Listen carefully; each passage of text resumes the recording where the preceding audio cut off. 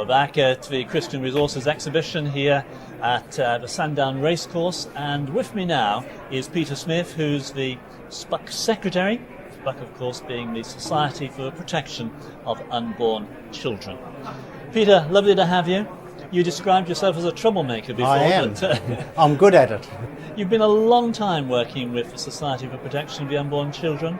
Yeah, I've been 16 years full-time, but I got involved when I was at Bible College in 1987.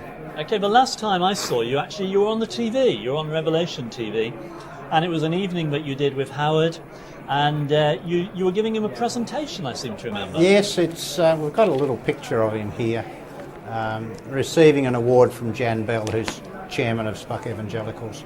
And we gave Howard the award because he's a brave man and got into trouble once for showing a pro-life video that I was in, and his attitude was, well, if they shut me down, I'll be a happy man having shown that program. And I thought, what a wonderful, brave man Howard is. That's why we gave him the award. He deserved it. Okay. Now, one of your roles, Peter, is to represent the Society for the Protection of the Unborn Child at the United Nations. I guess many of our viewers don't even know that there's any involvement with the United Nations. Tell us about that. Well, the UN has had non-governmental organisations involved with it from its start. And since the early 1990s, there's been a huge push at the UN to socially re-engineer the world in this awful, politically correct, liberal, left-wing sort of way, starting in the Cairo conference in '94. I got involved in January '95, just immediately after that, and have been at around 6 UN meetings every year since then, with lots of other pro-life and pro-family groups from around the world. So what kind of things do you talk about? Well, at different meetings, they have a document which is like a policy, broad policy document that is supposedly accepted by consensus. Everyone agrees. Basically what it means is as soon as everyone's too scared to speak up, they say it's consensus. But these documents, even though they're not binding, are used by donor countries and also UN agencies to pressure countries into changing their laws and practices as a condition of receiving aid and assistance. So they're important things. And many countries are pressured by UN agencies, especially compliance committees, to legalise abortion and things like that. Okay. People have varying views about the United Nations, and some of them maybe we can't say on a TV programme. Do you actually think what you do achieves anything? Yes. If we aren't there, the documents are always worse. If we are there, they're not quite so bad. We have an ability to hold back a small amount of evil. Now, when President Bush was US President, he was pro-life, and the United States was with us. And during those 8 years, the pro-abortionists gained nothing at the United Nations. So, depending on who the US President is probably the largest factor. But I and my American colleagues work very closely with the American ambassadors and diplomats during his presidency, and we ensured that they did the right thing according to President Bush's pro-life position. And now with President Obama it's quite different. He's not pushing the same. Peter, if we come back to this country, and you faithfully for so many years have been labouring away as SPUC Secretary for the evangelical side of it, do you feel you're making any progress in getting your message across? Well, we still exist. And just simply the fact that we still exist is a success. And we still have people who are willing to fund us and fund me to go and preach in churches, to go to the United Nations. I go to the European Parliament sometimes as well. And we have some effect. Now, people say to me, well, will you ever be successful?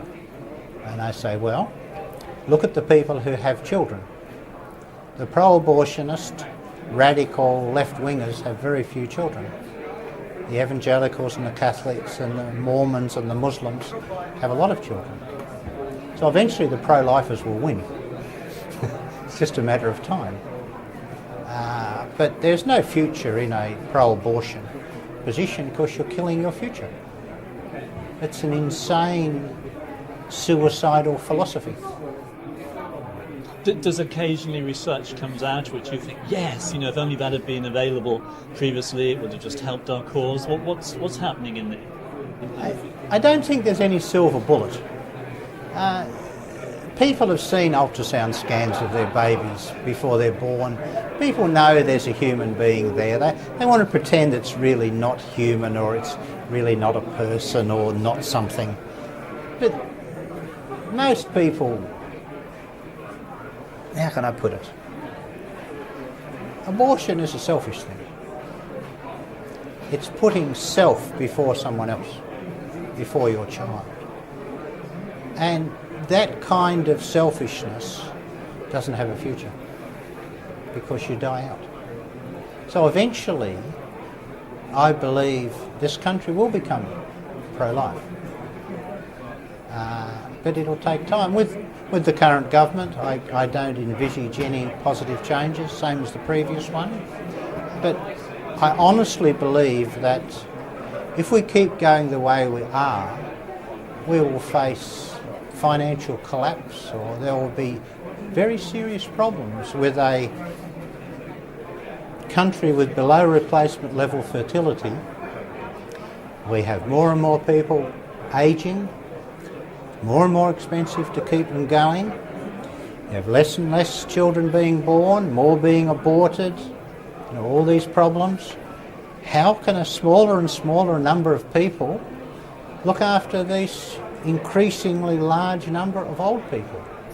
There are going to be some serious consequences of our social policy of the last 40 or so years. You can't do these things without consequences. Peter, in the work that you're doing, you must have many, many stories of individuals who've been thinking about an abortion, and then having been talked to and shared information, they've changed their mind, and an abortion hasn't happened and a baby has come. Can you share one with us? Well, there's one that I particularly remember. It wasn't actually abortion, but I spoke in a church in Paisley many years ago, and I was at a Christian, and as this couple came up afterwards, and they couldn't have children, they had multiple miscarriages, and they were just in tears just thinking about the destruction of children like this, and they so wanted a child. And they had a healing service for this couple, and they prayed for them, and had another healing service some weeks later. And about 4 or 5 years later, I was at a Christian Resource exhibition in Glasgow, and someone came to me and said, "Remember when you spoke in the Paisley church?" I says, "Yeah." He said, "Remember that couple? They now have 2 children." And I thought, isn't that amazing that God was so gracious? But the best story I remember, it's a true story, is Sri Lanka. Terrible, sad country. Awful civil war that's been going on for decades. Terrible, corrupt sort of country. I went there 3 times. The second time, I met the First Lady of Sri Lanka. And she's very pro-life, Roman Catholic. And just after that visit, the police raided every illegal abortion clinic in Sri Lanka and shut them down. It was absolutely incredible. Now, how much I influenced that, I don't know, and I don't care. It was just that this amazing thing happened, and I thought, we should never be tricked by Satan into thinking you can't do anything or you can't achieve anything. Because ultimately, these really serious things are in God's hands. God will open the doors, He will change people's hearts. The scriptures talk about Him holding the nations in the palm of His hand. Now, we can give people the information and different stuff, but ultimately what happens in here is whether God changes their minds. And we just have to do our little bit. See, people ask me, well, what successes have you had? I can't measure them because neither can anyone else doing any sort of Christian work. You don't know who you've influenced or affected. Now, I've been on our little stand over there today, and you wouldn't believe how many people have come and says, "I've seen you on television." Hallelujah. And I remember what you said, and I go, "Oh, hallelujah." Yeah. And you know, you just don't know who will be listening or whose heart God will touch. Well, Peter, you've got a book that you want to offer to viewers. Tell us about it, and how they get a copy of it.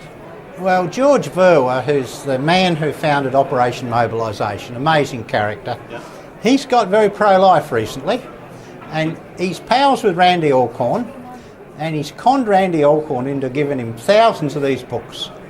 And George gives them away on his ships everywhere, you see, and he's given us any number we can give away. And if you want to get a copy of that, you can email me at petercsmith@hotmail.com.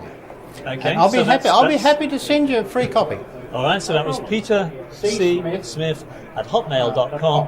And if you didn't get that, then if you contact us at the Revelation TV office, we'll put you in touch with Peter. And there's no ties attached to it, it's free of charge. Zero. No, I'm not interested in harassing people once I get their email address or mailing address. The same with this. If you want to get our prayer letter, we've got a nice picture of Howard in here getting that award.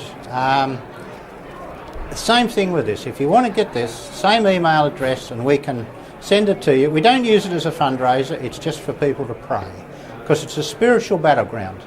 Satan doesn't want a lot of people. God does. And he wants a lot of people in heaven. But you can't get to heaven until you get born first and then born again. Peter, it's a joy to talk to you. Thank you so much. And may the Lord continue to bless your work in the Society for the Protection of the Unborn Children.